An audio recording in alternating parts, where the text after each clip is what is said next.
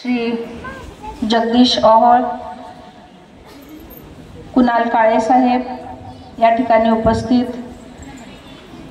गट शिक्षणाधिकारी धनंजय देशमुख साहेब, मनीषा गायकवाड,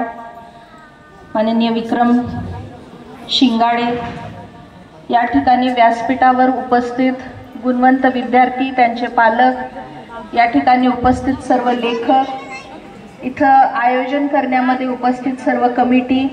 समोर बसलेले सर्व गुणवंत विद्यार्थी, या ठिकाणी उपस्थित सर्व पालक आणि सगळ्यात महत्त्वाची नावं या ठिकाणी घ्यायची तर श्री नवनाथ धांडोरे, ज्यांच्या उत्साहामुळे आज हे इतके विद्यार्थी तयार झालेले आहेत. ते दोघंही म्हणजे सुनील लिगाडे सर, उपस्थित सर्वच मान्यवर, व्यासपीठ चुकून कुणाचं नाव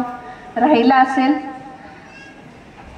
सर्वप्रथम तुम्हा सर्वांचं खूप खूप अभिनंदन करते, या यशाबद्दल कौतुकही करते आणि कौतुक या ठिकाणी इथं खूप सुंदर करण्यात आलं त्याचंही आयोजकांचं कौतुक करते. कारण फुलांची वृष्टी आता साहेब खासदार झाल्यापासून आम्ही बघतोय की JCBचे फुलांची उधळण ही सगळीकडे सुरू झालेली आहे आणि त्याच्यामध्ये कुठंतरी विद्यार्थ्यांना सुद्धा हा सन्मान मिळतोय, म्हणजे आपल्या शिक्षणाला सुद्धा हा सन्मान मिळतोय. हा बघून खूप आनंद झाला. एक शिक्षण संस्थेची अध्यक्षा म्हणून शिक्षणाकडे एक विशेष ओढ माझी पहिलेपासून राहिलेली आहे आणि हे करत असताना लहानपणीपासून अधिकारी वर्ग जो आहे, जो स्पर्धा परीक्षा देतो, त्या वर्गाकडे एक विशेष आकर्षण माझं नेहमीच राहिलेलं आहे आणि त्याच्यामुळं मग असे अधिकारी जेव्हा भेटतात तेव्हा त्यांच्यासमोर प्रश्नावली मी मांडत राहते की विद्यार्थ्यांना कसं तयार करावं. कारण माझंही अनेक वर्ष हे स्वप्न राहिलेलं आहे. आता आपल्या इलेक्शनच्या निमित्त जेव्हा प्रचार दौऱ्याच्या दरम्यान आणि त्याच्या आधी आम्ही एक विद्यार्थ्यांसाठी एक चांगला कार्यक्रम म्हणजे हायजीन आणि फूड या विषयावर आपण मार्गदर्शन करण्यासाठी एक बसचं आयोजन केलं होतं आणि ते अनेक तालुक्यांमध्ये ती बस फिरवली होती आणि त्याच्या निमित्त मला मानखटावला जाण्याचा पहिल्यांदा योग आला होता आणि तिथे एका शाळेमध्ये मार्गदर्शनासाठी मला बोलवलं होतं आणि तिथं मला सगळ्यात पहिल्यांदा अशी माहिती कळली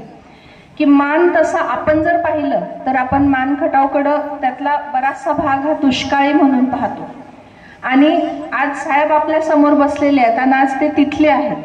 तर तिथली एक विशेषता अशी आहे की तिथं जास्तीत जास्त अधिकारी तयार होतात आणि हा त्या भागाचा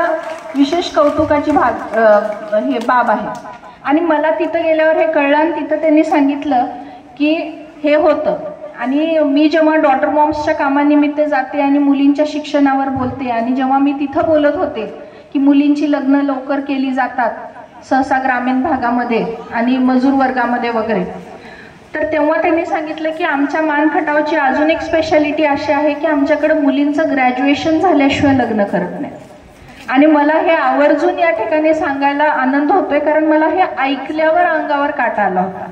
म्हणजे मला अक्षरशः आनंद झाला होता. आणि त्यांनी सांगितलं म्हणजे आपण म्हणतो की जिथं सुधारणा आहे तिथं सुधारित विचार असतात, पण ह्याचा कुठंतरी आपण अशा माध्यमातून हे आपण आता ही मुलं सगळी पुढे यायला लागलीत आणि मला आशा आहे जसं आता प्रास्ताविक करताना सर म्हणाले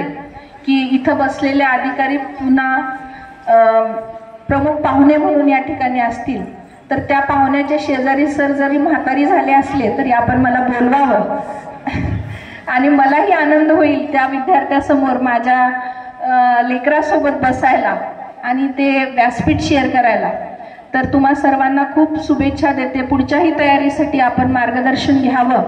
आणि अशाच पद्धतीनं आयोजकांचंही काम चालत राहावं एवढी मी या ठिकाणी आशा व्यक्त करते. फक्त आत्ता फोटो सेशन करत असताना माझ्या मनात एक विचार आला होता,